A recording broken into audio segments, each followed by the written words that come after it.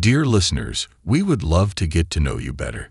Please write in the comments which country and city you are watching us from. Thank you. Here I was, 50 years old and in college, a significant life change I never intended. Life has a way of bouncing you around like a pinball when it takes the urge. I had a good job in middle management with a company that had employed me for nearly 30 years. Then the economy tanked and dragged us down with it. In 18 months, we had downsized by 60%. Suddenly, there was a surplus of older middle managers. And I was out. I saw it coming but didn't say anything to Kathy, my second wife, because I didn't want her to worry. She had her own problems. She owned a small real estate company. She did really well during the good years, but the last few had been a struggle.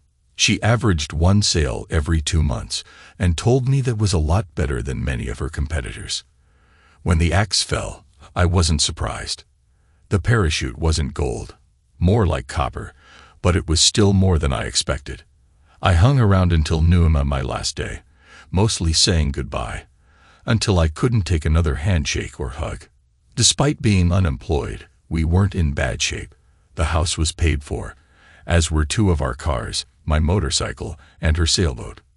She grew up sailing, but I got queasy out of sight of land, so I didn't go with her much. Her friend Barb also loved to sail, so she had a sailing partner. It was at the marina on a nearby lake that I decided to surprise Kathy and take her to a nice lunch to soften the news. She had 3 showings that day, the most she had in months. She was bubbling the night before, saying, "Things are getting better, babe. I can feel it." She wasn't at the first house I checked, but I found her car at her most expensive listing, a 4,000s estate with an equestrian gym in the basement, a huge kitchen, and an Olympic-sized swimming pool. Her commission would be very nice. She turned her phone off when she was with a client, so I hadn't bothered to call. I eased the door open slowly so as not to disturb her. I just caught her eye and nodded my head, then waited outside. We had done it before. Counter and Kathy, my beloved wife, was having a conversation with him. The guy was talking about the property and how impressed he was with it. She smiled back at him and continued to discuss the features of the house. He seemed very interested in making a decision and said he would definitely consider purchasing the place. I was so shocked I just stood there for a second, then took my phone out and started recording. I got some good video of the last part of the conversation. When I had enough, I let my rage explode. They still hadn't seen me, so I angled until I could come up behind him. Kathy wouldn't be able to see me over the counter. I grabbed his collar and yanked him over the island, hitting him as hard as I could, catching him on the ear, which caused him to bleed. "What the hell?" He managed to yell as he went down. He instinctively covered up, so I kicked him in the stomach and ribs a couple of times before he managed to roll over. I kicked him a few more times before getting on top of him and landing a few elbows on his head. He was going to have some serious bruises. Kathy finally popped up. I stopped kicking him and snapped a few more pictures before starting around the island. Her eyes were huge. "Run!" I screamed in rage. She took off, leaving her blouse open. I heard that Mustang she was so proud of burning rubber a few seconds later. The guy was still down, moaning. When I bent over, he started begging me not to hit him again. I reached into his pocket, took his wallet, and removed his license. "You'll get this back when I make a copy. I'll need to know where to find you for court," I said. He started begging, "Please, they'll lose my family," and added, "I'm not the first. My friend told me about her." I couldn't believe it, but it didn't take much for him to talk. I got him to give me his friend's name, telling him that if he was lying, his wife would get a very interesting set of pictures. I never talked to her again except in court. She sent me a long letter that I let lie around for almost a year before I worked up enough interest to read it. She was sorry. She didn't mean to do it, and she did it to save her business. I stopped reading after the first page and threw it away, not caring what the next 6 pages were about. I tried to keep it civil until she realized I wasn't coming back and turned into a different person. We met with her lawyer, and until then I had kept the photos out of it. I gave him a set, telling him to inform her that if she fights me, these go public. He wasn't the first. I tracked down 2 more men who experienced her sales techniques. This is still an alienation of affection state. The wives could bury her with lawsuits. It'll all come out in court. She'll most likely lose her real estate license, and if she doesn't, no one in this area would ever consider hiring her. The deal wasn't that bad. This was her only chance. I wanted a decision by the end of the day. He called back 5 minutes before the deadline.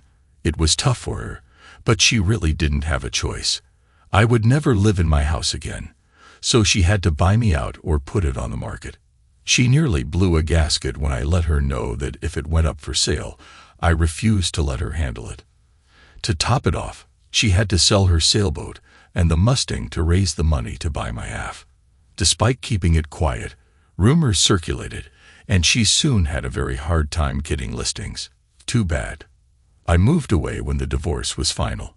There was nothing holding me there. I found a nice place, a foreclosure.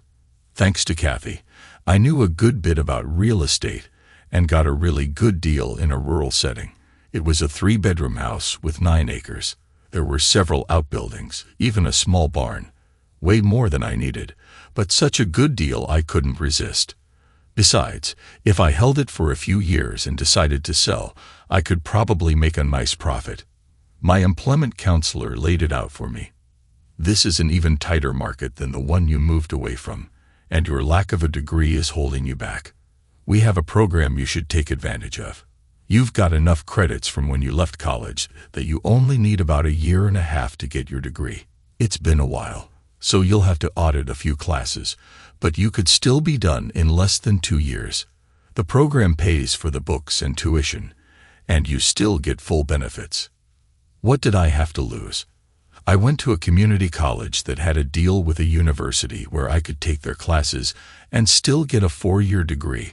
One thing I liked was that half the students were older, either unemployed like me or going part-time to better their lives. I made a few friends. College is a target-rich environment, and I dated often, meeting people who were as young or younger than my 2 sons from my first marriage. I caught my ex-wife cheating too. Luckily, the boys were in their middle teens, and it didn't hurt as much as it would have when they were younger.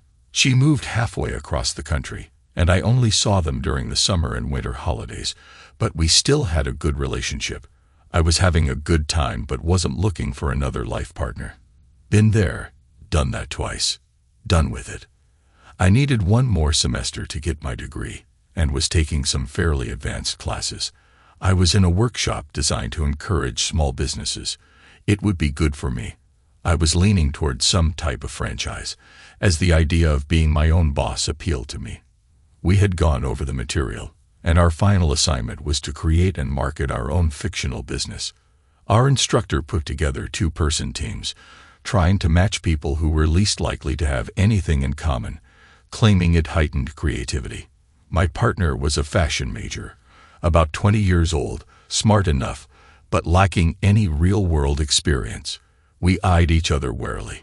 I invited her and 3 other teams out to my house for a brainstorming session.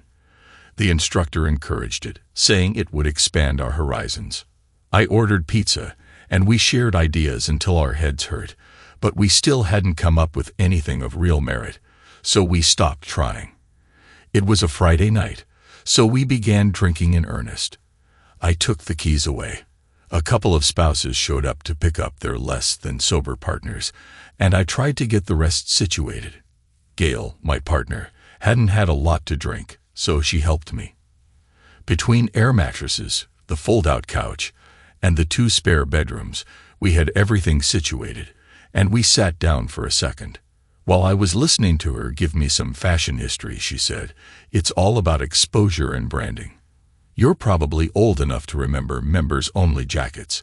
They were cheap and ill-made, but they made a fortune for somebody." I grimaced, trying to remember if I still had mine. "And what about those shirts with the long tail? They were marketed toward tennis players and were a complete flop.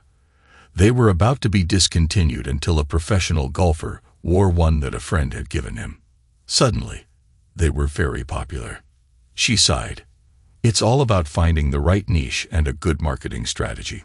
Combine it with an appealing product, and you're laughing all the way to the bank. I was eyeing Jamie and his girlfriend Alice as they snuggled together on the fold-out couch. He was an agribusiness major, and she was in the nursing program, both about 30 pounds overweight and clearly in love. Yeah, about the only group not targeted is rednecks. How does redneck chick sound? She said, giggling. We'd have to brand them, though. I was looking at his sweatshirt that said Aeropostale. How about a raccoon? She said, snorting with laughter. Alice had rolled over, and we could see her broad back. Yeah, and we could have a line of jeans called Lard Duds. We laughed back and forth for a while, until she went into her bedroom for the night.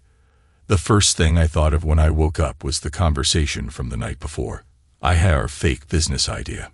My administrative and marketing skills would complement her fashion savvy and production skills.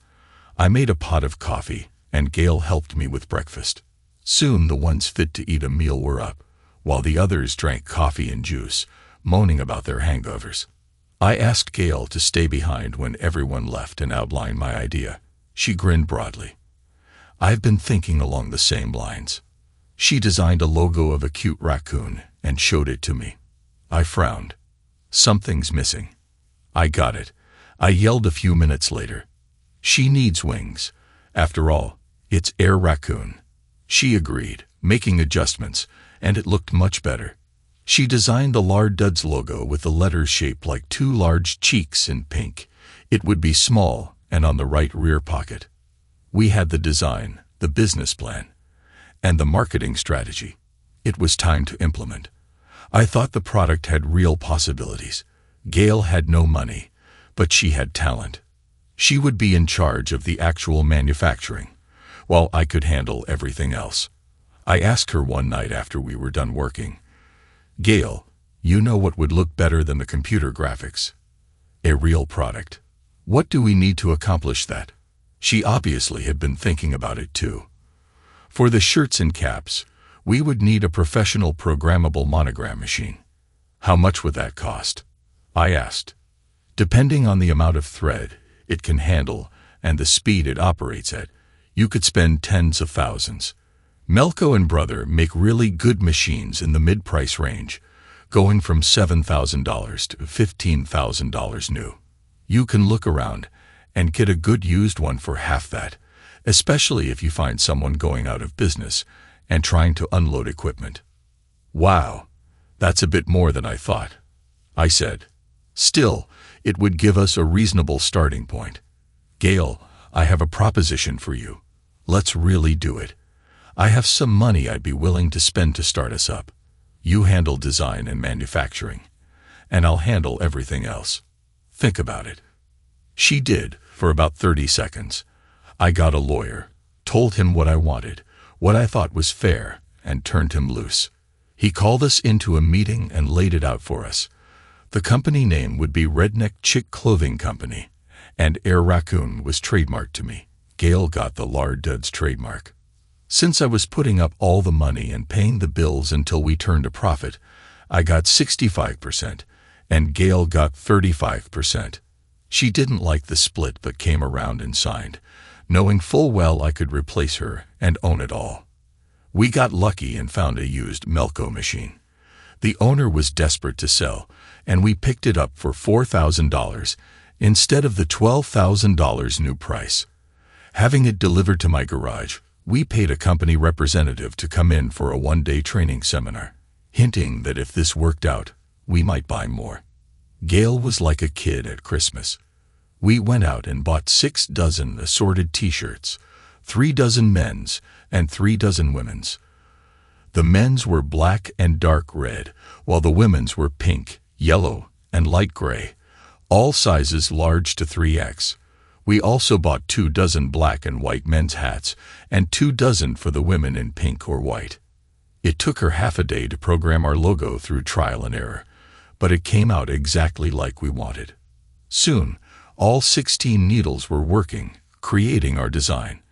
We made the logo small but noticeable, small because the threads we used were expensive. It was a blend of grays, white, silver, and black, with the wings being all silver. She had programmed it so they had a gossamer look. We got Alice, Jamie, and 4 of their friends, all big people, to model our product for our presentation. Gail insisted we get an overlock machine for her to sew the prototype jeans. It was nowhere near as expensive as the monogrammer. We even got some of the guys from the television and radio program to do a commercial for us. It showed Alice in the work version of the jeans, wearing our shirt and hat, helping Jamie around the farm. Later on, she wore the dressier version with a pink-colored shirt featuring the Air Raccoon logo prominently on the pocket. She looked confident and engaging, smiling at the camera while her voice did the overlay. Lard duds jeans. Definitely not for little girls. The instructor was stunned. We aced the course. More importantly, we started receiving requests for our product, building up quite a following locally. I had definite ideas about the business, as did Gail. We didn't always agree, but we found common ground on many issues. I had a metal building on my property, 48 by 36. We applied for a zoning waiver as a cottage industry and got it. We remodeled the building, insulating it, adding a heat pump, building a 2-stall bathroom and a small break room, and then installed 12 brand new Melco machines. We advertised for employees and were lucky. There had been a large textile presence in the area, and many skilled sewers were available. There were 900 applicants for the 12 positions. We carefully screened them, making them actually use the machine before we considered them. Most were hesitant, having never used that type of machine before. The ones that showed promise we set aside for consideration. In a week, we had 11 hires. I brought on the last one without Gail's approval. She showed up unannounced without an application. I heard there were some sewing jobs available, she said. I looked her over. She was overweight and appeared to be in her 60s. I thought I'd talk to her, let her off easy, and send her on her way. Do you have any experience? I asked. All I've ever been is a sewer. I started out when I was 13, 50 years ago. I've sewn shirts, upholstery, leather, sails, and mattress covers. If you can get a needle through it, I can sew it. She paused to draw breath. I need this job, mister. My husband died last year. He was never much for saving, and I've got 2 grandbabies I'm helping raise. My unemployment is on its last emergency waiver. I'll have to go on welfare, something I swore I'd never do. I've never missed a day of work in my life, except when I had my babies. Please, mister. I could see the tears shimmering in her eyes. Do you know anything about this type of machine? It's not actually sewing. We monogram pre-made shirts and hats right now. Not a thing, but if it uses needle and thread, I'll figure it out. I held out my hand. Can you be here Saturday around 9? I'll have my partner give you a little training. The tears flowed unchecked as she shook my hand. I'll be here. Thank you, mister. You won't regret it. She turned to leave, and I stopped her. A couple of things you need to know. There are only going to be a dozen of us, and I'm not a real formal kind of guy. I expect you to call me by my given name. It's Zachariah, but I prefer Zach. And if you're going to work with me, it'd be nice if I knew your name. She put her hand to her mouth in embarrassment. Mavis Davis Turner. God bless you, Zachariah. For all the years I knew her, she never called me Zach. Gail wasn't too happy when I told her about the hire, but was very impressed with how quickly Mavis mastered the basics. In 3 hours, we decided to pay the team minimum wage plus production. If they could operate the machines at 80%, they averaged $9 an hour. Not a fortune, but better than unemployment.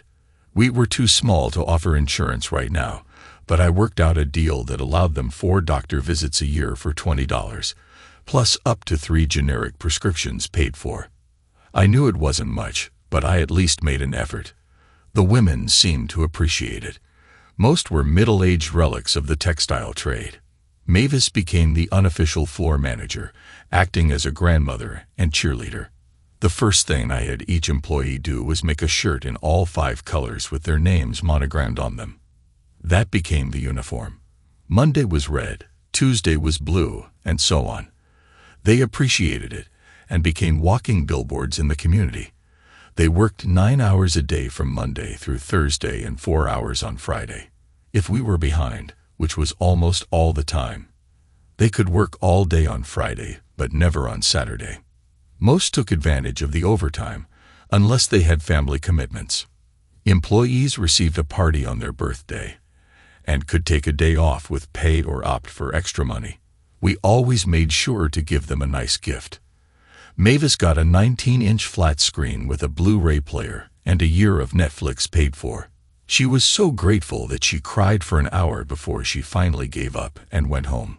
Gail grumbled a little, saying that money was starting to blind her. We continued like this for a year, adding a mini shift with college kids working 4 hours a night 5 days a week and Saturdays. Yet we still couldn't keep up. We had made the spare bedrooms into offices. Finally, I walked into Gail's office and flopped down on her couch. I'm exhausted. We need to expand, take it to the next level. Plan on doing nothing next week, but looking for a larger facility. How big? She asked, trying to keep the excitement out of her voice. I had been going over figures and projections for a month. Big enough to hold 100 machines minimum, plus room for you to add your jeans line. We may have to look at 2 buildings. She jumped over the desk and hugged me, scattering papers everywhere. She was never the neatest person. Gail had been grumbling because we had been tied up with the shirts and caps and hadn't had the time or the opportunity to develop the jeans line. It was time. We found a pretty nice facility at a reasonable rate. We planned to bring in the new machines 25 at a time and get them up and running, expecting to be done in a year.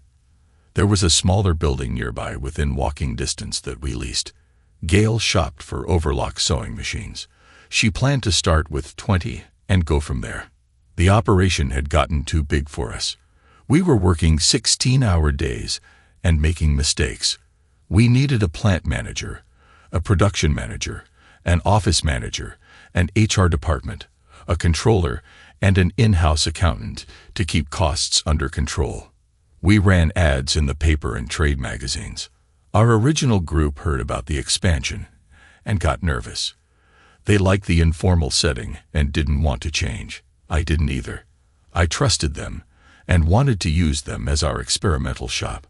We held a little meeting. First, we're not moving you. You might find yourself doing different things, but your jobs aren't in danger. I'll be in my home office half the time, so you'll still see me. We need a manager, and I'm pleased to announce Mrs. Mavis Turner will take over the day-to-day operation, effective Monday. There were actually some cheers and clapping. Mavis was pretty sharp and handled a lot of floor problems before they got to me or Gail. She was a natural leader. It shook her at first that anyone would have that much confidence in her. She needed a little convincing, but when I doubled her base pay, she came on board. I also gave everyone a bonus check, 2 weeks' pay as a thank you. Gail objected, saying I was babying them and giving them unreasonable expectations. I'm investing in the future. You can't put too high a price on loyalty. Of the original 12, 10 are still with us. One had to quit when her husband got sick, and they moved, and the other just didn't work out. Every woman out there could unlock those doors, go to work alone, and still maintain her productivity. How many employers have that much trust in their people? You reap what you sow, Gail. Get it? I thought it was funny, but she hadn't smiled. We finally got our branding break from Mavis, of all people. Her great-nephew drove race cars and had just moved from ARCA to the Busch Series. It was kind of like going from single A to triple A in baseball, with NASCAR being the majors. A lot of NASCAR drivers still ran in the Busch Series, but there weren't many black racers on the stock car circuit. Mavis came to me, all excited one day. "Zachariah, my nephew is coming for a visit. Can I have Friday off?" She had never asked for time off, so I had no problem granting it. I might bring him by. The girls have never met a real race car driver before. My ears perked up. What's more associated with racing than rednecks? Nothing. I saw a golden opportunity. I tell you what, Mavis, I'll give you the day off with pay if you'll bring him by at lunchtime. I'll spring for lunch for everybody if I can have a few minutes alone with him.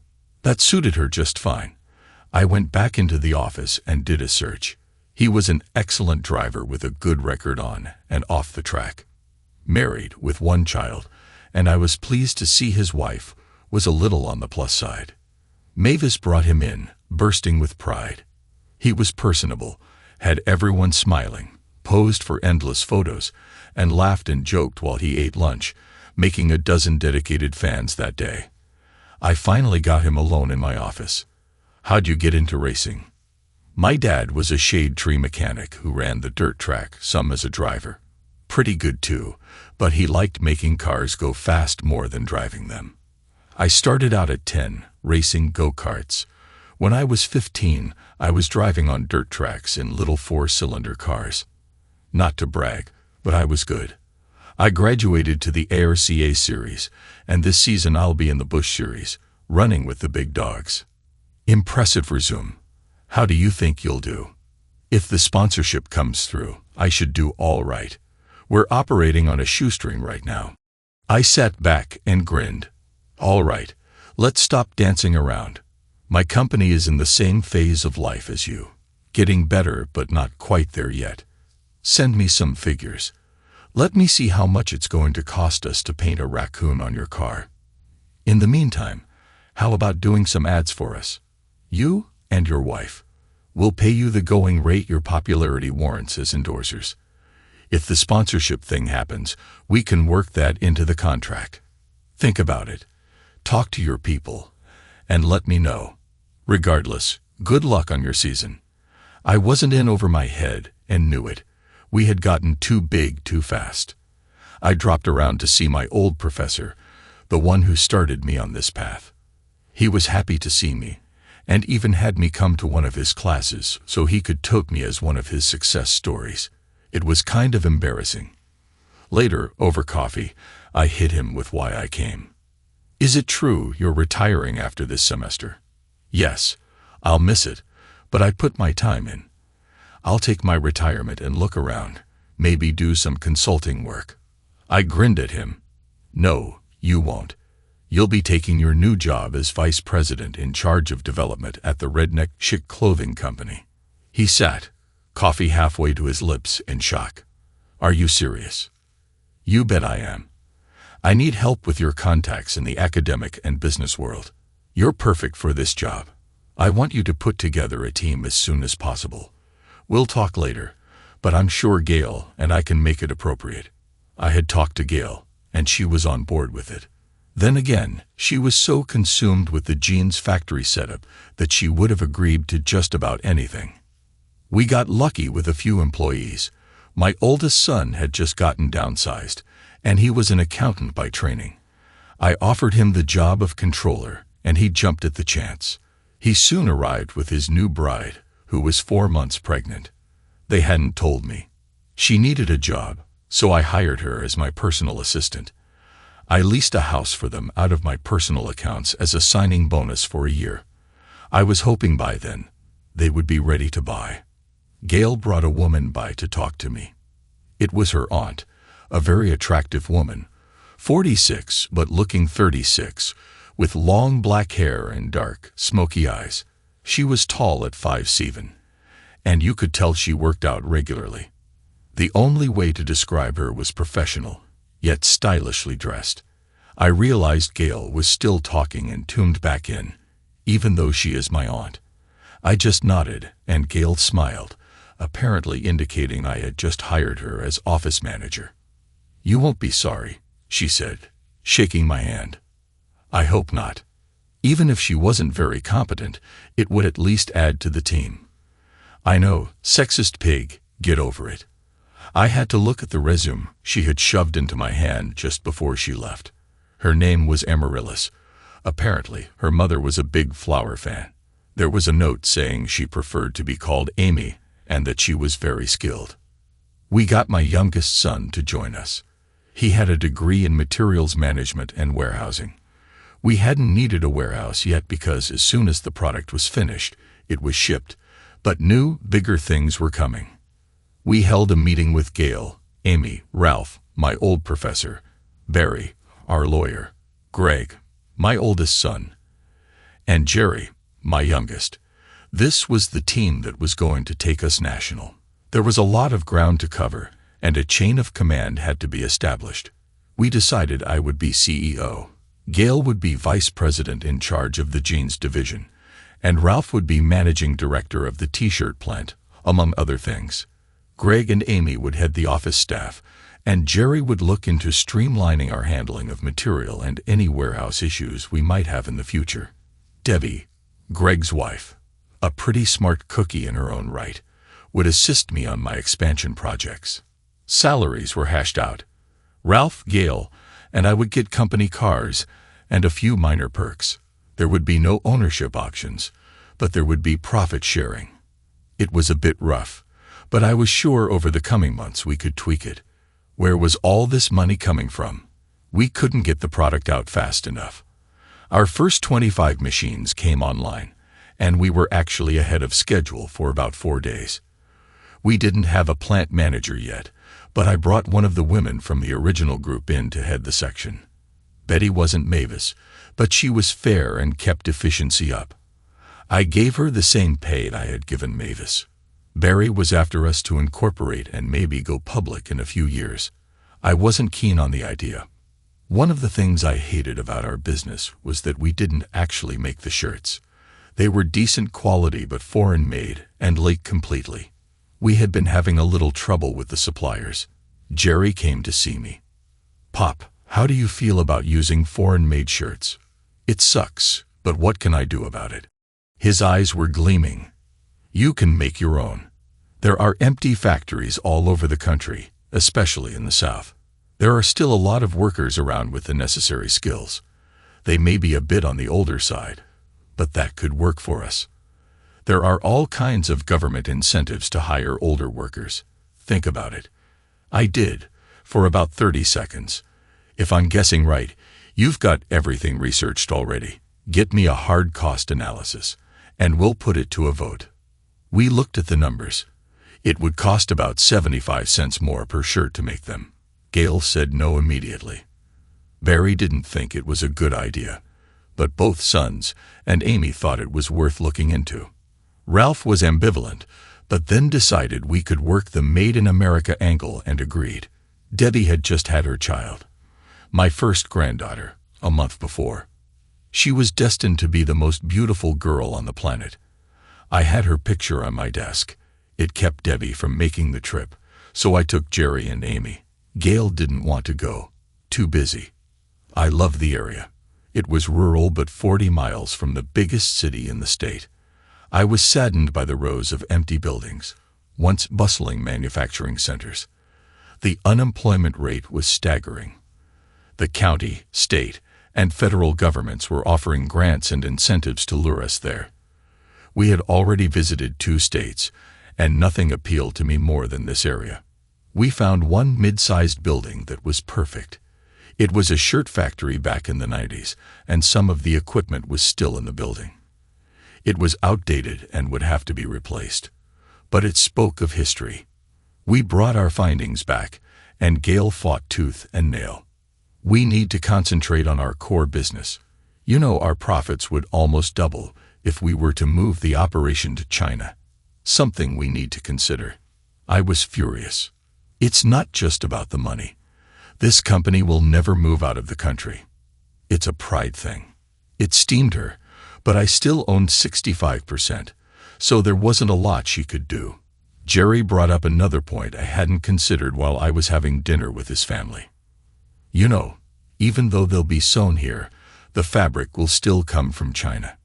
I hadn't thought of that. "You wouldn't throw that tidbit out without an alternative. Spit it out." He grinned. "Got a cloth plant already lined up. The product will be 100% American. They'll have to add 120 people over a year to meet our needs as we transition over. If we guarantee them a 2-year renewable contract, it's 40 minutes from the sewing plant, so transport costs will be minimal. One drawback, it'll add about 50 cents per shirt to manufacture. Can you absorb that and still make a profit? I had to think on it. Together with the sewing plant, it raised the cost to $1.25 more than buying the shirts outright. I talked to Ralph and Amy. They thought it was doable. We can raise the price if we have to. See if the market will bear it. You're pretty established now, and it will be a higher quality product. Gail objected again. She was buying all her denim from Malaysia for a fraction of what it would cost domestically. Her projected profit margins were impressive, and we were starting to disagree on just about everything. I took a close look at her. She was almost 24 now and wore designer fashions, expensive jewelry, and used a high-end stylist for her hair and makeup. She looked different than before, and I suspected she had undergone some cosmetic procedures. Her company car was a Lexus, and by our in-house estimates, she was worth about $2 million now. Money had definitely clouded her vision. Since Debbie did a lot of errands for me, I had given her my company SUV and drove my truck to work. Ralph had chosen the same model SUV, saying we could get a better deal if we got two. Amy called me. She had taken over human resources when the woman we hired originally got caught in a drug sting. She was my age minus 53, and we didn't see that coming. Amy had the right training and degrees, so she was the logical choice. She had her hands full between the sewing plant, the jeans plant, and the monogramming operations. We now had 225 hourly workers and 40 salaried employees. It was time to get a health plan. She wanted me to come down to the sewing plant. She had been there for 6 weeks, staffing the plant and interviewing salary personnel. They were set to produce their first shirts the next week. They were still only half-staffed, but she was working on it as hard as she could. I arrived on Friday, planning to spend the weekend reviewing progress with Amy and watching the operation Monday. She picked me up at the airport, giving me a big hug and grinning. I sat and reflected as she drove. It had been 4 years since Kathy and I had split, and 3 years since we had started the company. I hadn't dated in almost 2 years and hadn't had a romantic relationship even longer. It just never seemed to happen. I looked at Amy with appreciation. I needed to change that. She caught me looking at her and grinned. "What are you doing?" I knew I was blushing. I decided to be honest. "Enjoying the scenery." She grinned wider and took a deep breath, playfully straining the buttons on her blouse. "Good. Some of us thought you might be gay." She was still laughing when we pulled into the parking lot. It was filled with cars, and tents had been set up across the grounds. "What's going on?" "You'll see. Come on." She led me by the hand to the tent. I could see the grounds were covered with people of all ages, kids running everywhere, and cookers going in the back. I guessed now why she scheduled a mid-afternoon flight for me. Picking up a microphone, she called for everyone's attention. "Ladies and gentlemen, gather around. Welcome to the first annual company picnic. Now I want you to meet the man responsible for this get-together. Everyone, this is Zach Bivens, founder and CEO of the Redneck Chic Clothing Company, your boss." I looked around and saw my sons and family. Ralph, Barry, everyone but Gail. Everyone was clapping. I was humbled. I didn't make a speech. Instead, I made it a point to speak to each and every employee and their families, thanking them for coming to work for us. There was a little ceremony when the oldest lady we hired, a 67-year-old grandmother of 9, presented me with the shirt she had sewn. The very first shirt to come off the line. I took it home, had Mavis monogram it for me, framed it, and hung it on my office wall. Our company was growing by leaps and bounds, and Greg ensured our cash flow and debt load were very comfortable. Mavis and the girls were working on designs for new products we were introducing. Collared shirts, an upgrade from the tees. They even had a new logo, The same raccoon, but larger, with a tail that came halfway down the shirt. Dubbed the long tail line. It showed great promise. We were also looking at offering jackets with an even larger logo. Just for fun, Mavis made a stuffed toy raccoon, wings and all, for her 3-year-old granddaughter.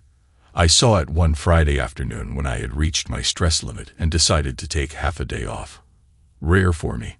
I always stopped to say hi to the girls and saw the toy lying on her desk. She grumbled because she didn't get to sew as much anymore, but took great pride in her job.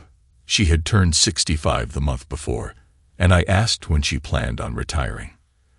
When you run me out of here, I'm happier right now than I've ever been in my life. I'll always be grateful for the chance you've given me. She hugged me hard, and the emotion almost overwhelmed me. Well, if that's the case, you'll probably outlast me. I was enthralled by the stuffed toy.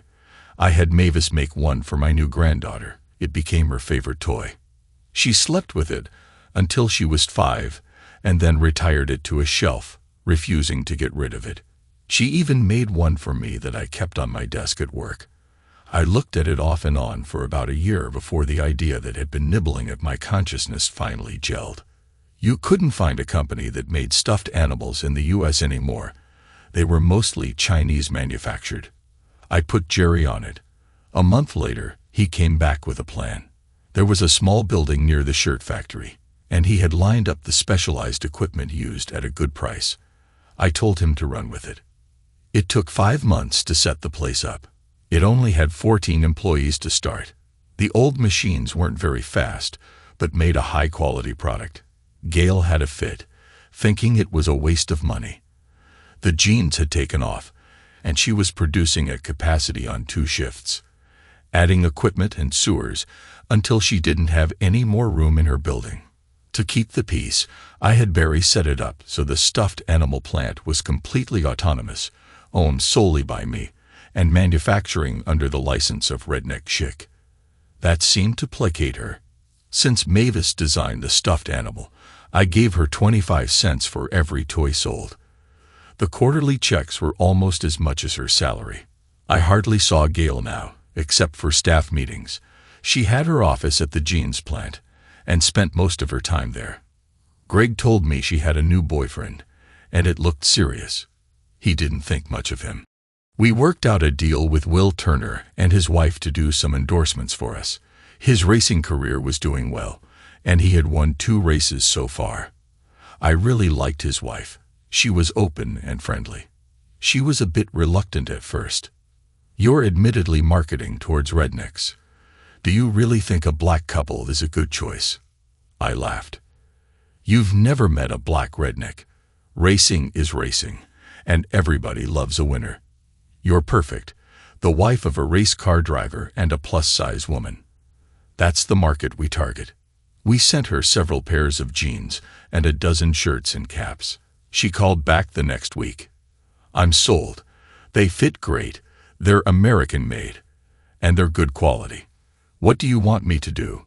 She and Alice, the woman from school and our original model, became our spokesmodels. Will took a few cases of the shirts and hats with him to the track. After his crew was taken care of, he gave the rest away to other drivers and friends. He launched our long tail line, appearing in print ads and racing magazines with his wife, while Alice mostly did farm magazines and publications like Good Housekeeping. Sales dropped slightly when we went all-American and raised the price by $2 a shirt. I went on the internet, on YouTube, and our website, and explained why the price went up. We showed group photos of all our plants. Then I apologized for the price increase, explaining why. I said something that became a catchphrase for a lot of people. How much is your country worth to you? Sales picked back up and kept growing. The little stuffed raccoons became really hot. I got Amy, Will, Mary Alice, and Debbie to accompany us down to the animal factory, as it got dubbed. We rented a little trailer and stuffed it with raccoons. We went to the sewing factory and the cloth plant, giving each employee an animal. Then we went back, loaded up again, and made trips to local hospitals, giving each sick child one. It went over so well that we had 2 truckloads delivered and had volunteers from our factories deliver them to all the hospitals in their area. We usually kept a low profile, but ESPN was doing segments on up-and-coming stars, and they caught up to Will as he was handing out the animals and signing autographs at a hospital. They dubbed him the Raccoon Fairy, a nickname the other drivers teased him about mercilessly. He even had one of the stuffed raccoons sitting on his dashboard, and people got to see it every time the dashcam was used. You wouldn't believe how expensive even a partial sponsorship in the Bush series is. It took us a long time to decide to do it, but the rewards were tremendous. The raccoon really did get painted on his hood, which gave him a huge fan base among children. He always had a box or 2 of the stuffed animals around to give out to fans, young and old alike. The stuffed animals became a fad, and the little factory couldn't keep up. So we bought more machines and doubled production.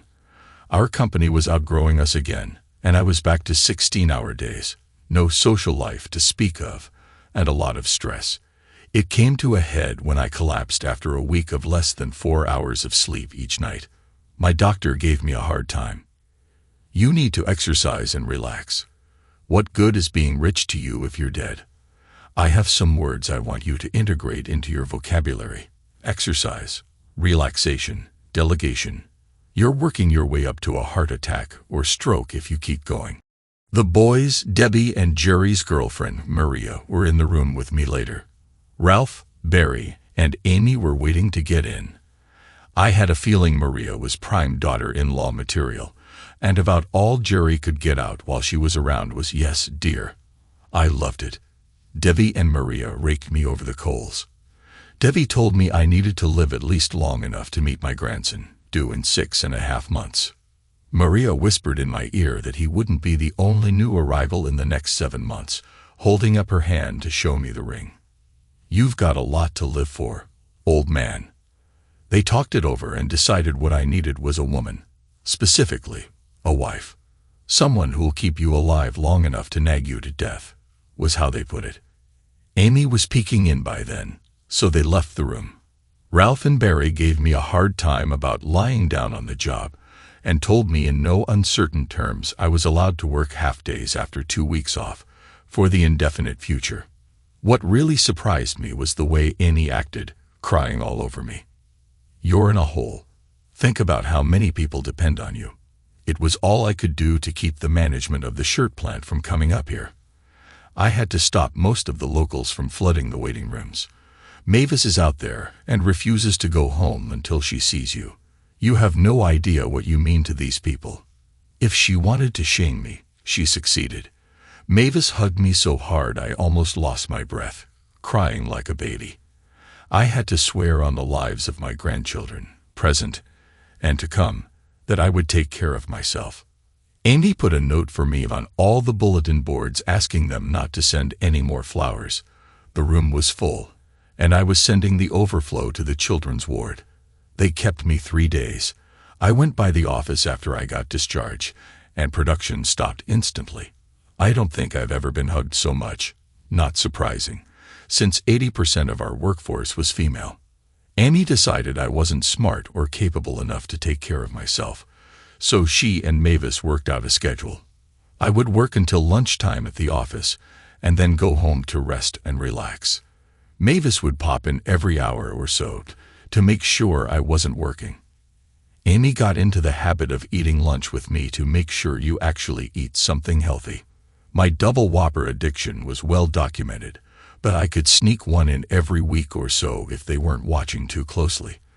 I came to enjoy the lunches tremendously. Sometimes we would eat with the women in our experimental shop, but most times we were alone at the kitchen table. I actually started enjoying salads. Despite working together all this time, we never really got to know each other. We were always too busy. I told her about my marriages and how they both collapsed due to infidelity. I was surprised at her response. I despise cheaters with a passion. I was married before, just once. I still remember how devastated I was the first time I caught him. When I caught him the second time, he was history. I cried for days. Anyway, it didn't seem to upset her that much. My cousin told me his third marriage just ended due to his cheating again. I'm glad to be rid of him, she said. She had divorced him 6 years ago. I asked if she had anyone now, and she laughed. I don't have time for a relationship. My boss is a slave driver. If he didn't pay me so much money, I would have left a long time ago, she said with a grin, letting me know she was kidding. How come you don't have a relationship? I asked her back. I don't have time. Somebody has to crack the whip, or the slaves revolt, she said, laughing now. Besides, I said, I'm getting picky with my age. I often thought I would never marry again, but lately, I've been rethinking it. Just because I failed the first 2 times doesn't mean there aren't still good women out there. The law of averages says I eventually have to get it right. The look in her eyes changed, but before I could figure it out, she changed the subject. Gail is making noise about moving the jean shop to China again. I think she's trying to take advantage of your diminished presence. She spends a lot more time at the main office, and I know she has lunch with Barry once a week. There's not really much she can do because she's a minority owner, I replied. She's engaged now. I don't think much of him, I grunted. Why would she want to move? Is the money really that important? She has to be worth a few million now. She feels frustrated, Zach. Remember, she wanted to be a fashion designer, but for the last few years, she's had to be a business owner. And that came first. Plus, she has always held a bit of resentment towards you for not going 50-50 when you set up the business. I was surprised. When I had Barry help me set up the business structure, Barry suggested only 25%. I came up with the concept, the name of the company, and all the money. She helped, but a lot of the groundwork was done by me. I was generous, giving her 35%. Part of the deal was she handled designs, something she hasn't done much of. Maybe it's time to part ways. Amy looked surprised. Gail was her niece after all. I don't think that's a good idea. She needs your guidance. To be honest, I don't think she would do nearly as well on her own. I grunted, just talking. But tell her to relay this message. No company of mine is going to China or anywhere else. We're making good money. 300 Americans directly depend on us for their livelihood. That doesn't even account for the jobs of suppliers that we use. Tell her that.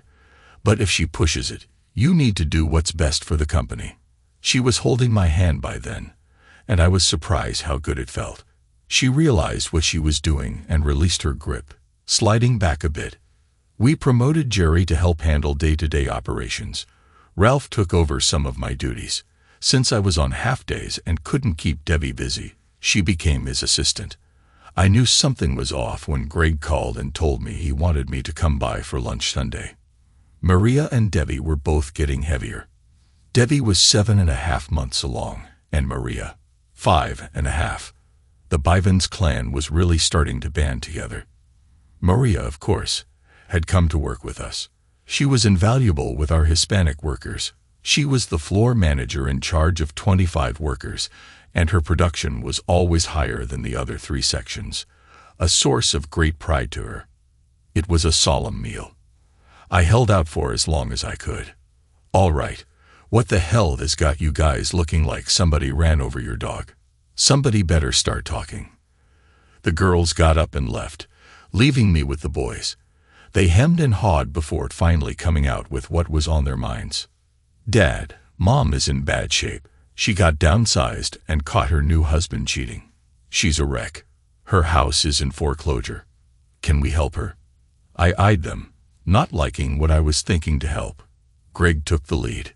Jerry and I found her a nice little apartment in a good building.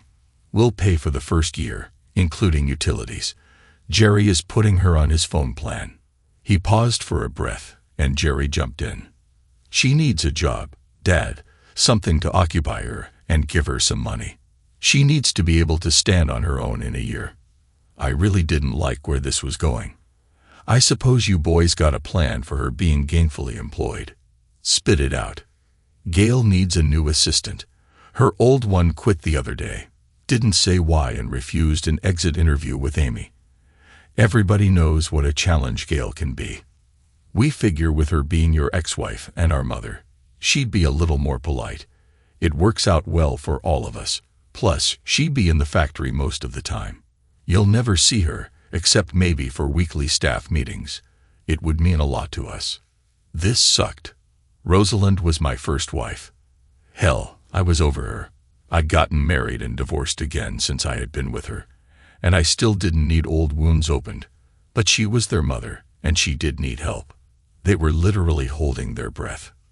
All right, she is your mother, but you guys need to keep her away from me, else I will ensure she is out and back on the streets.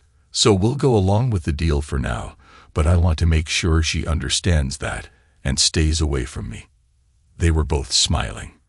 You got it, Hop. You won't even know she's here. The girls came in and hugged me. We knew you would go along. You're a good man, Maria said, smiling that bright smile. It was easy to see why Jerry loved her so much. Debbie whispered in my ear, "Thank you, thank you, thank you."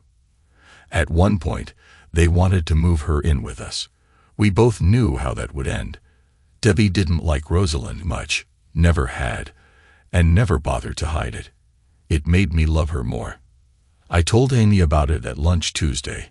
She didn't seem pleased. "Are you sure about this? I don't think you need any more stress in your life right now. They'll make the best of it. She is the mother of my children, after all. I'll still have to put up with her. Besides, I gave her to Gail. It's not like she's on the gravy train. She'll earn every dime she gets." Amy actually laughed. Gail didn't take it very well. It took all my HR skills to get her to listen to reason, but I talked to her yesterday, and she had settled down a bit. Rosalind arrived the next week and immediately started complaining. Her apartment was too small, the commute was too long, and she didn't like Gail. Other than that, things were perfect. Greg and Jerry had had a little talk with her. "We're doing the best we can, Mom. If you don't like the apartment, find one you like. Just know, if you do move out of here, you have to pay your own rent. Gail can be abrasive, we know, but we're hoping you'll be a good influence on her. If it bothers you too much, feel free to find another job. We'll help you look." That shut her up. She knew she couldn't find another job that paid as well, and the thought of paying her own living expenses didn't sit well. I saw her for the first time 2 weeks later at our weekly meeting. She had put on a few pounds, her hair was shorter and a different color, but she still had those striking blue eyes. She spoke first. "Zach, how are you?" "Oh, I'm just fine, Rose. How have you been?" I saw her eyes tighten. She had never liked me calling her Rose. She took 2 deep breaths to relax. "I've seen better days. Thank you for your help. I appreciate it, and I know the boys do.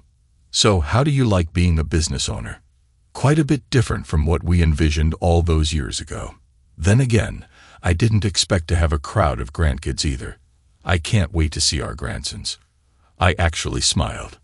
Maybe she'd changed. Before I could answer, Amy came over and put her hand on my arm.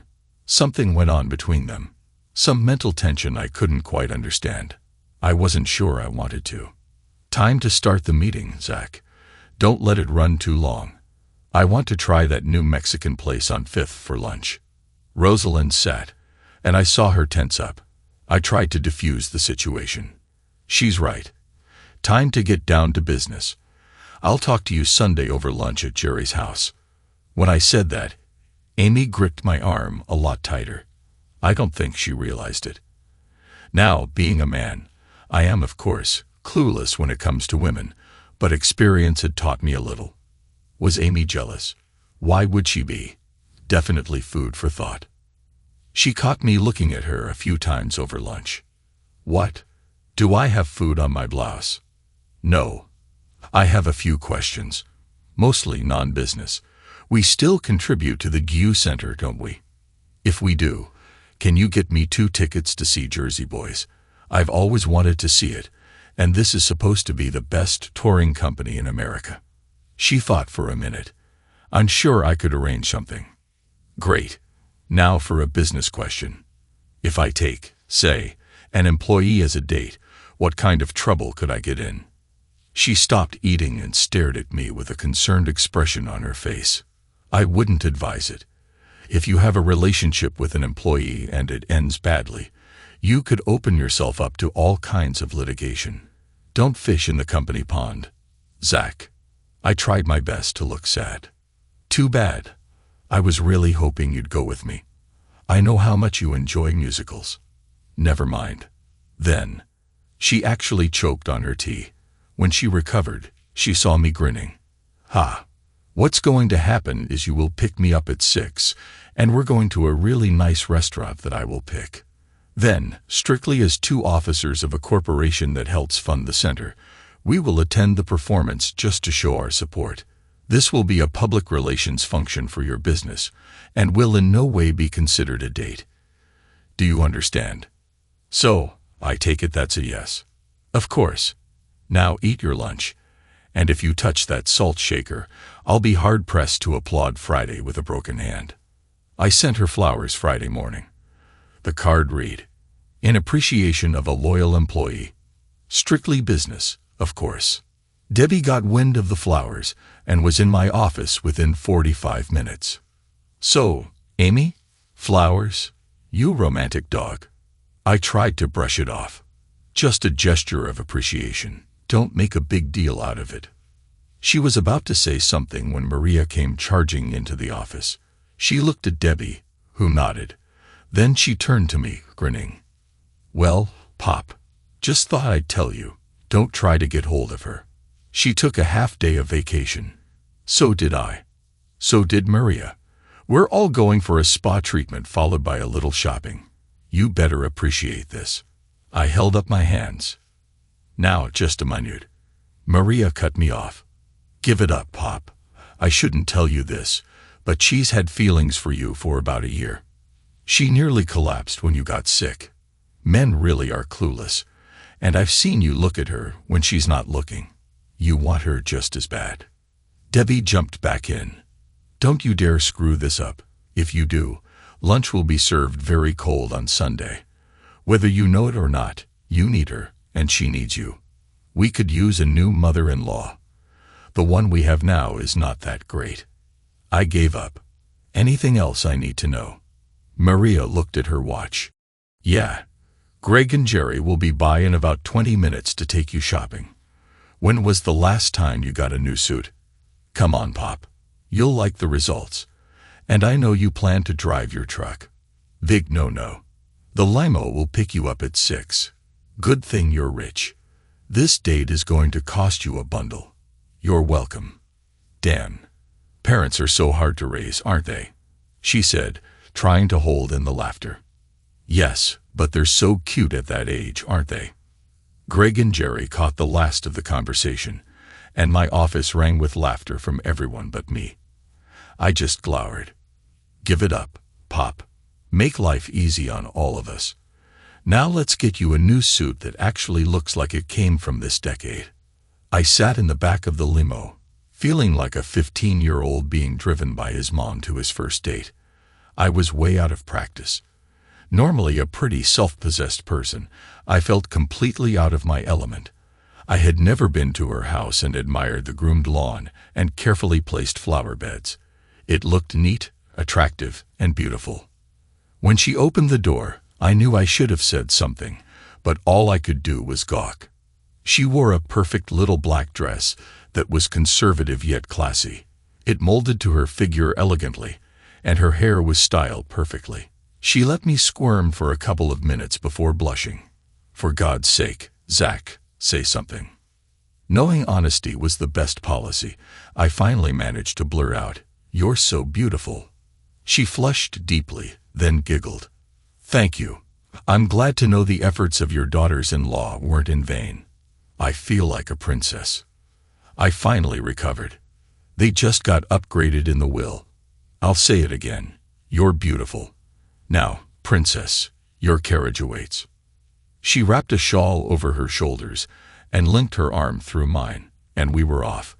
We went to the new Thai restaurant near the center. Amy loved spicy food, as did I. but my stomach didn't. She ordered 2 sample platters, 1 spicy and 1 mild. She gave me small bites occasionally, and as I wiped my brow, I wondered how she could stand it. We were a block away from the venue, and it was a warm night, so we strolled over.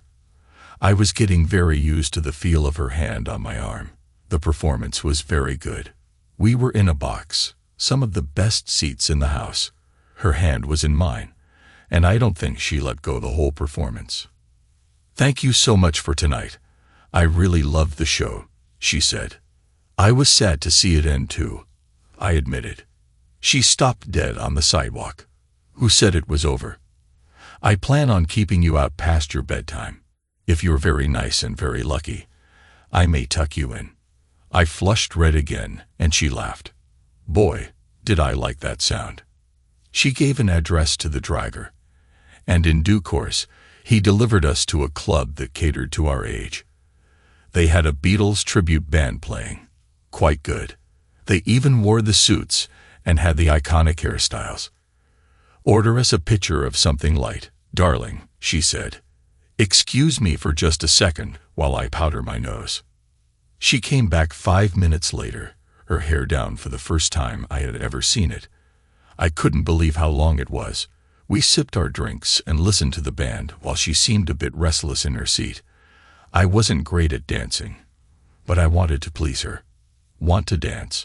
I got up before she dragged me onto the floor. For the first time in my life, I understood the expression, poetry in motion. As foolish as I felt, the slow dances made up for it. She moved close to me, and her heels put her at the perfect height. We took breaks occasionally, so I could catch my breath. She took pity on my condition, and just danced the slow ones for a while. A friend and her husband stopped by to say hello. I had noticed them, an attractive couple who really knew how to dance. We invited them to sit, and I got them a round of drinks. Their names were Jerry and Sky. When the band started Twist and Shout, Amy started to squirm. Sky was complaining about some ankle pain and didn't want to move for a while, so I got Jerry's attention. "Would you do me a favor and dance with Amy? I'm recovering from a health issue, and Sky wants to sit this one out." Amy looked at me, and I nodded. They were on the floor in a second. I watched her enjoying herself, happy that she was having fun. They stayed on the floor for 2 more fast songs, but when a slow one started, they came back to us. "Thank you. Most men I'm with get jealous if I dance with others," she said. "They're your friends. I'm still learning, and Jerry's a great dancer. I want you to enjoy yourself." I paused. But if he had been a stranger, I would expect you to say no. If you're with me, you're with me. Understand?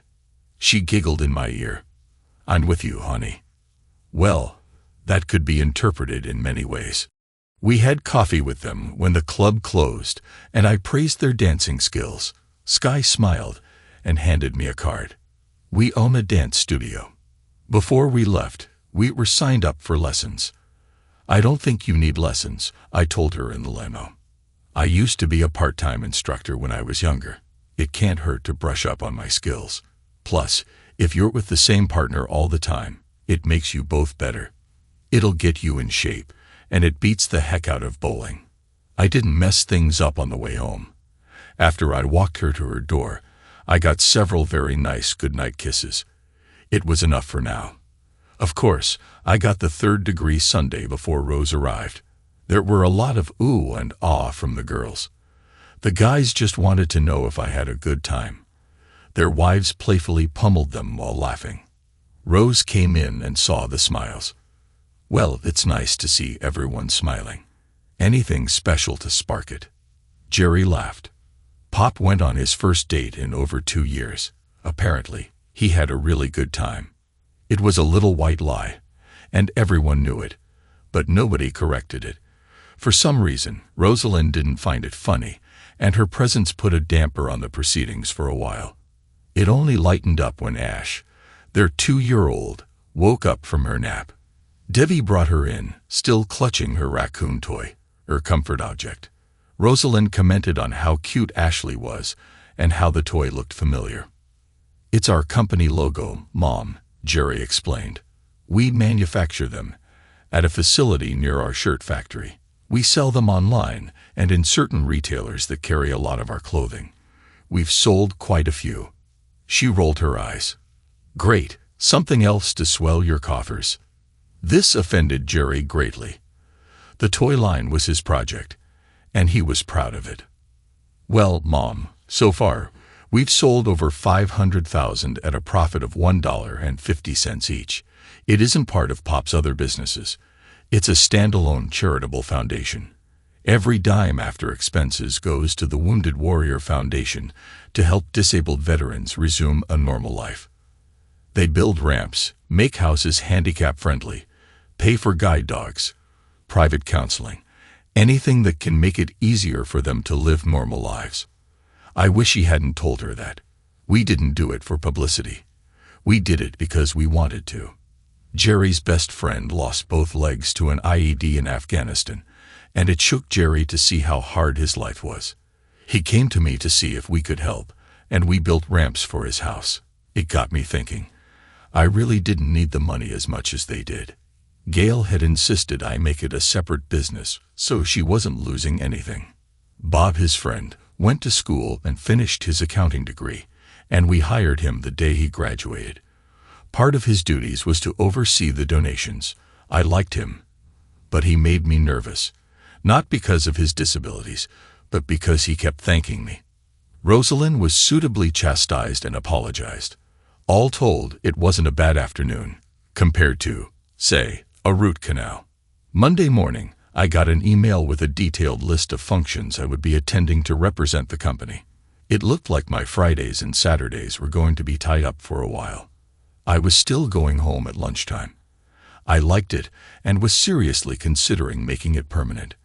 Amy had lunch at the house with me and Mavis and didn't mention the past week. She did ask if I got the memo about more community involvement, to which I assured her I did, and it sounded like an excellent idea. Mavis was a pretty sharp old bird, and when Amy kissed me goodbye and called me honey, her eyes got huge. Amy didn't have her car door shut before she was on me. So, you and Amy. About time. You're too good a man to be single.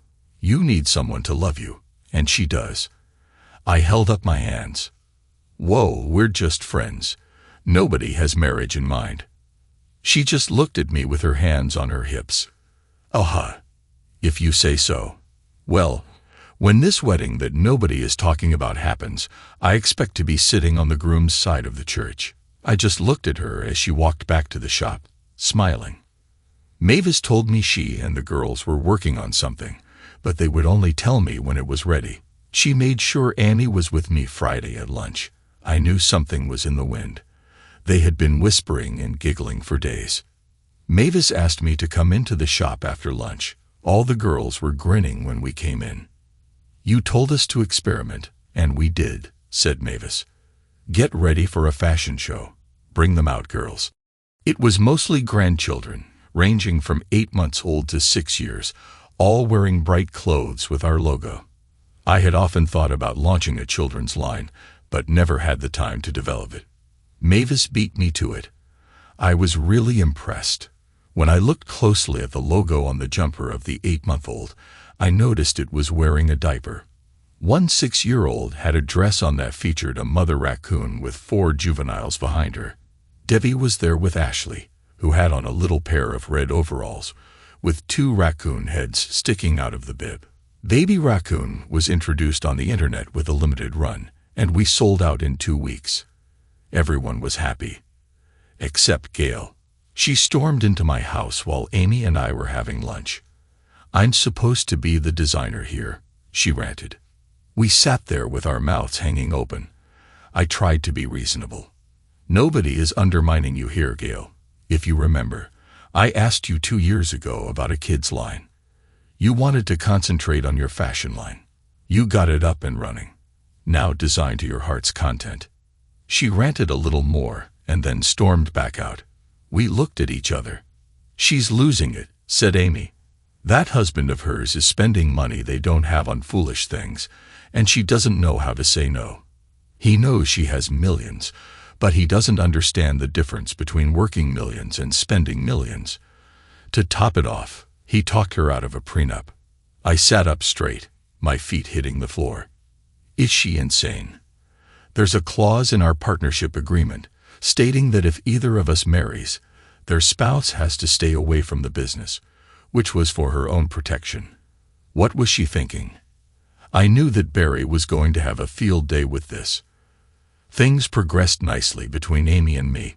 We went to concerts, plays, and sporting events. Anything she could fit into company functions. I wondered how all the romantic movies she made me attend fell into that category, but wisely kept my mouth shut. We had rights to the owner's box during race season. I wasn't much into racing per se, but Amy really seemed to enjoy it. Maria and Alice were almost always there. Jimmy loved racing, and they were often called on to help distribute goodies to the crowd, especially to kids. We had added kid-sized t-shirts, which were a big hit. Will was winning and placing in the top 10 consistently, and the principal owner wanted to jump to NASCAR next year. And we were along for the ride. He was a lock for Rookie of the Year if he kept his pace. We had to add another building of monogramming machines and expand the shirt factory, which meant our cloth supplier had to expand. Forbes magazine did a story on us. We were on the cover. Jerry, Greg, Ralph, Amy, Debbie, Maria, Mavis, and of course, Gail were featured. The caption read, "Grinning like a proud business owner. The story of a true American success." As things got better between Amy and me, they seemed to degenerate between Gail and her new husband. I could see storm clouds on the horizon. We had gone south as a family to attend the shirt factory's annual picnic. The food was excellent, with the meats and side dishes done professionally. The desserts were made by the employees, 80% of whom were women.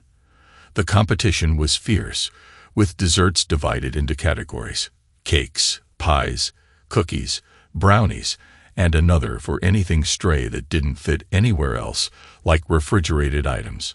First prize in each category was $100, second $50, third $25, and the overall winner received $250. And bragging rights, priceless. I knew better than to be on the panel of judges, so we invited the local mayor and county commissioners and pressed them into being judges, along with a half-dozen employees chosen at random. We enjoyed the games for the children. Ashley was old enough to participate for the first time. Horse shows, badminton, and other games were played by the adults. It took 3 hours during the festivities to judge the desserts, and the winners were announced at the end of the night. The cash was awarded, and the grand prize was a coconut cake made with freshly shredded coconut. The woman in her 40s cried with joy. And they all got their pictures in the local papers along with the politicians. Of course, there were more pictures of the event highlighting local people. There was a couple of Amy and me goofing around. In the first, I had just shoved a piece of coconut cake into her mouth, smearing the icing all over her face. In the second, they captured her playful revenge as she leaned in to give me a big kiss while rubbing icing all over my face. The photo identified us as the principal owner of the company and his wife. The kids got a real kick out of it. I got a surprise when we went to check into our hotel. We had gone straight from the plane to the event, and when we got our key cards, they handed one to me and one to Amy, with the same number. Before I could object, she thanked the clerk and hurried me off while the kids snickered. I got tired of waiting. If it were up to you, you wouldn't make a move until we were in walkers. Now be quiet, and don't screw this up. It had been a long, dry spell. As I mentioned before, Amy tried to catch me up in one night. I was 55, and she only got 2 performances out of me. 3 if you count the one that happened at 6:00 a.m. I was glad she made me take those dance lessons. It got me into better shape. Both my former wives were pale shadows compared to Amy. I had never had a partner so invested in our relationship like she was. At 50, she was still trim and beautiful. She made me wait in the living room of our suite while she changed. I wasn't sure why it took so long. She finally emerged in a stylish outfit that accentuated her figure and high heels. She twirled, enjoying the sight of my surprised expression. "Do you like this on me?" By the time I regained my ability to speak, she was sitting close to me. We shared a kiss and enjoyed each other's company for a few moments before I drew back. "I can think of only one thing that would make this look even better," I said. She raised an eyebrow, a questioning look in her eyes. Before I could continue, I laughed and said, "As good as it looks on you, it would look even better off you." She giggled, replying, "Well, I did all the work putting it on, so it's only fair you take it off of me." I was all about being fair. We enjoyed our time together, and once we were done, I saw her panting. I held her close, refusing to let her move until she fell asleep. At 7 o'clock the next morning, I awoke to her smiling back at me. We took a shower together and made it to the dining room just in time to have breakfast with the family. Debbie grinned and told Amy she was glowing, while Greg told me I looked tired. They all giggled and snickered at my expense for the rest of the meal, while she just smiled. I surprised them by announcing we were staying down for a few more days. I wanted to visit the toy factory and the cloth plant. Mostly, what I wanted was to get Amy back in bed. I'm proud to say I accomplished my goal. We didn't talk about the future until we were on the plane home. I didn't dance around the topic. "So, how long do you think it will take you to close out your apartment before you move in?" She took my hand. "I intend to spend a lot of time in your bed, but I'm not moving in right away. We need to get comfortable and make sure there are no little quirks that will drive us apart. Just so you know, while I'd love to live with you, I'm an old-fashioned marriage kind of woman. Does that scare you?" I took her hand. "The only thing I'm afraid of is that I'm not the one you want. I'll be more than happy to live with the rest." It must have been the right answer because she never let go of my hand for the rest of the flight. I was miserable the first night at home after spending 4 nights with Amy. I would wake up reaching for her until I remembered she wasn't there. The next day, we struggled through lunch with Mavis. She looked back and forth between us before breaking into a grin. We were in the bedroom before the door closed behind her. Later, as we cuddled, she told me she would be back with a suitcase later, just so I'd have a change of clothes if I decided to stay over. She went back to her apartment a week later to get more clothes. Everyone was happy with our relationship, except for 2 people, Gail and Rosalind. I was surprised when Rosalind showed up at my office just as I was going to lunch. "Can we talk?" I glanced at my watch. "I'm due somewhere in just a bit, but if it won't take long, I'll wait." She sat and fidgeted for a few minutes before I finally spoke. "You're running out of time, Rose. Spit it out, or I'm leaving." She took a deep breath, drawing my eye to her outfit, which was quite revealing for work. I could almost see the top of her stockings, and I got a really bad feeling. We were good for each other for a lot of years, weren't we? Right up until I did something foolish. "You've changed. I've changed. Do you think we might?" I stopped her. "Am I stupid? You mean having an affair with your boss for a year before you got caught and telling your friends I was a no-talent loser who would never amount to much? How much better he was." I paused for a moment, then continued. "If I hadn't threatened to file suit against your company and get you both fired, you would have succeeded. Or how you tried to flaunt your new husband in my face, bragging about the money he made and how happy you were." I eased off a bit. "I'm not sorry your life didn't turn out like you hoped for, Rosalind. Honestly, you deserved it. But too much water has flowed under the bridge, and we can't go back. You're still attractive, you have a decent job now, and you're close to your children. Count your blessings and don't push your luck." Before I could say more, the door flew open, and Amy walked in. She regarded Rosalind coolly for a moment before turning to me. "Lunchtime, honey. Do you want Mexican, or should we just have a salad and save the Mexican for dinner? I'll have it delivered to the house so we can relax." "Sound good." Rosalind sat with her mouth hanging open, and I have to admit, I enjoyed the look on her face. I rose, taking Amy by the hand. Rose and I were just talking about old times, and I was about to tell her how bright my future is. But that can wait for another time. See you Sunday. We were out the door before she could recover. Amy saw the look in my eyes at lunch. What? Everybody knows we're together. Your door wasn't shut before I knew it. She was in your office. She needs to learn I don't share my toys. If she thinks that, she needs to find another sandbox. I protect what's mine. My face almost disappeared under my smile. Am I yours? Her face softened. Yes, you're mine. You have been since you were in the hospital, and I realized I was falling in love with you. Can you handle that? I doubt it. You're way out of my league, but that won't stop me from trying. It might take me years to get it right, but I'll never stop trying to make you happy. She jumped up and ran to the restroom, tears flowing down her cheeks. Apparently, I had messed up again. The kiss she gave me when she got back told me I was still doing something right. I was seriously looking for the perfect ring while she was talking about changing drapes and carpets. I told her anything she wanted was fine with me as long as she left my office alone. She was happy, and I was very happy. What could possibly screw that up? I was in my office 2 weeks later, looking at honeymoon brochures, when my secretary called. Boss, there's a lady here to see you. Who is she? Does she have an appointment? No appointment. She says she's your wife. I wondered who the heck it was. Everyone knew Rosalind by now. And Amy hadn't said yes yet. I thought it might be a joke. I nearly fell out of my chair when Kathy walked in. Hi, Zach. Surprised to see me? She asked, smiling and dressed to impress. Why are you here? I asked, more curious than anything else. The smile left her face. I'd like to start by saying I'm sorry. Remember what I said in my letter? I admitted I never read past the first line. Why didn't you read it? She asked, her voice cracking.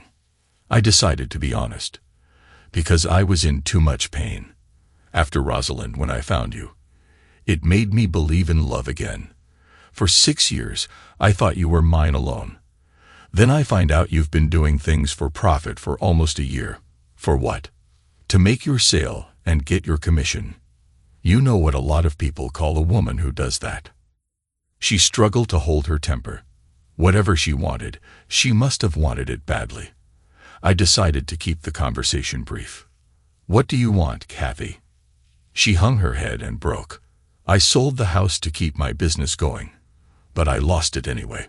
I know you didn't tell, but word got out about what I had been doing. All I got was perverts wanting to sample the incentives I was giving. I lost my listings, then my business. No one in town would let me near their offices. I wasn't run out of town, but it was close. She slumped into a chair. When I said I was broke, I mean really broke. It took the last of my money to get here and rent a room for 3 days. Help me, please.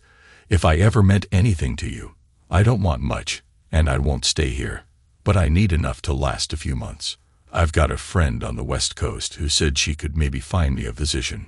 While a small part of me enjoyed seeing her broken and begging, a bigger part felt compassion and regret. I leaned back in my chair, then got out my checkbook. This is all I'll give you for the good part of our lives. And you do have to leave town soon. I really hope you have a good life. I couldn't enjoy mine more. I'm going to propose to my girlfriend today. She's a good woman, and I love her with more passion than I ever believed possible. When I look back, I'll try to remember the good times and believe what you did was done in desperation and clouded judgment. Her eyes got big when she saw the check. She tried to thank me, but I cut her off. Just take the money. I won't miss it. Even I don't believe how much I have now, and I owe it all to you. If you hadn't betrayed me, I would have never moved here, met the people who helped me get started, and steered me to success. She stopped sniffling. Could I please have a goodbye hug? I thought about it.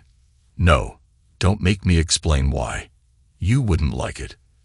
The door opened without a knock, and Amy strolled in.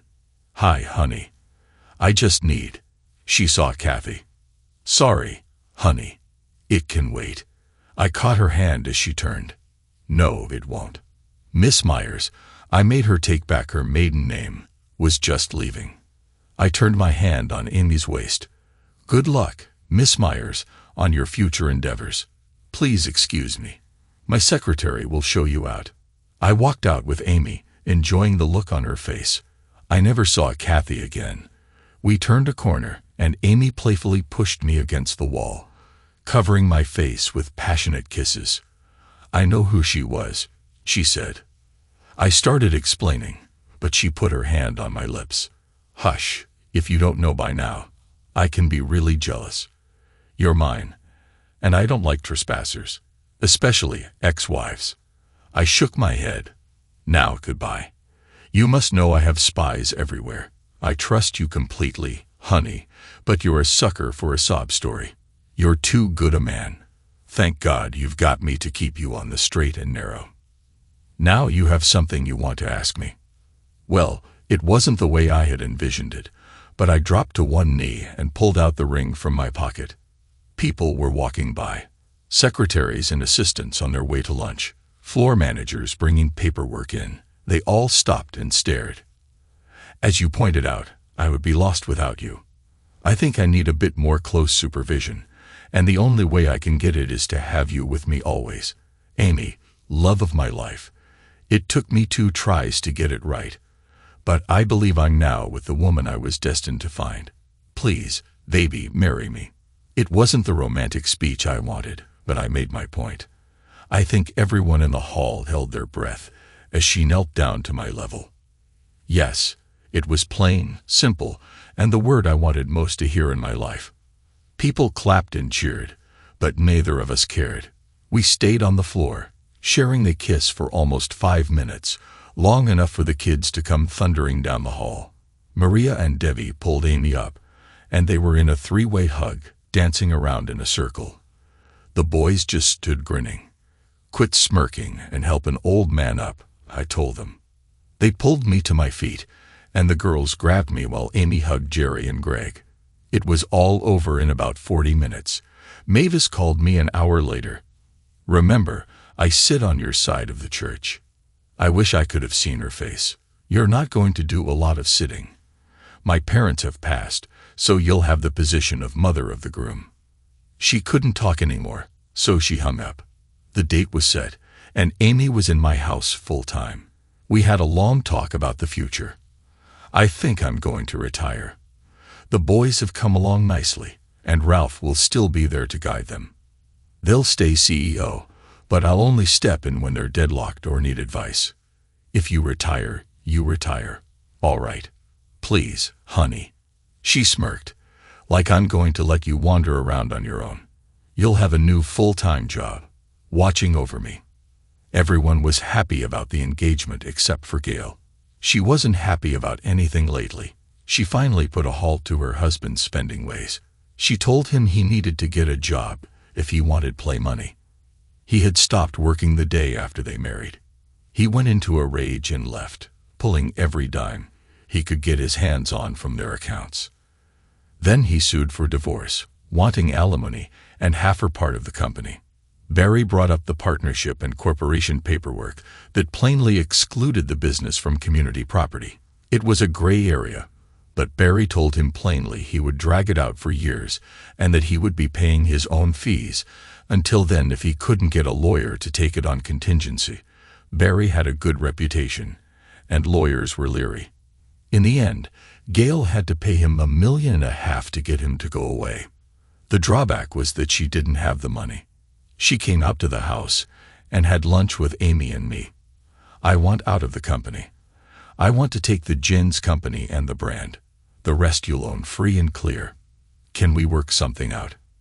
Amy and I talked it over. She said it wasn't her call, but I reminded her that we were going to be life partners and that every decision we made from here on would affect both of us. We talked to Barry, who got an independent company to come in and value the business. In the end, we split the company as she wanted. She got the Jen's company and retained the Lard Duds label. I had to pay her $2 million cashed to buy out the rest of her stake. Amy tried to convince her to stay with us, but she was adamant. I've learned a lot. It's time for me to move on and follow my own vision. As soon as the ink was dry, she closed the factory and moved the business to China. The locals were devastated. When I found out, I was furious, but there was nothing I could do about her decision. What I could do was buy the equipment and restart it under another name. Amy came up with our new logo, Living Large, with 2 big L's in red on the pocket. We sent out memos and went on our website and YouTube to explain the change. We didn't criticize Gail and didn't say where she went, but word got out regardless. She did well for about 3 years before selling the company to a Chinese syndicate and opening her own design house in Leh. Everyone in the company knew I rewarded innovation and paid for designs. Maria came to me with an idea, and I got her together with Mavis, and magic happened again. Maria had a bunch of 10 to 16-year-old nephews and cousins who had some ideas about our clothing. "Why don't you have designs with skulls or chains?" said one. They called Amy and me into the experimental shop. Mavis was 70 by now and had decided to retire at the end of the year. This was her last effort for the company. Maria had the kids who inspired her idea model for the new punk raccoon line. It wasn't the cute, cuddly logo everyone was familiar with. The raccoon had black, bat-like wings and red eyes, with the wings outlined in silver to give them a skeletal look. We started with hoodies and t-shirts, giving out samples to the first models to get the look out into the community. We married, and I met Amy's son for the first time. He had just graduated college, and of course, we brought him in. It was a family business, after all. Greg took him under his wing, and Jerry helped. Rosalind met a man, and things turned serious. Before we knew it, she was married and moved away. Although the boys would never admit it, they were relieved. Our Sunday dinners developed into quite a gathering. Amy and I didn't work anymore, except for a monthly board meeting. Our honeymoon was a cruise, and we liked it so much we made it an annual event, dragging along the grandkids to give the parents a much-needed break. It's been a good life so far. Oh, and Mavis did retire, for 6 months. Then she called me up. "You know who Ozzy Osbourne is?" she asked. What an odd question from a 70-year-old woman. "Yes, Mavis, I do." "Good, because I'm about to quote him. Retirement sucks. When can I come back to work?" "Just as soon as you can walk through the door." She's still going strong. Thanks to everyone who took the time to listen to today's stories. If you enjoyed it, please consider liking and subscribing if you haven't already. Feel free to share your thoughts on the events in the comments below. Take care.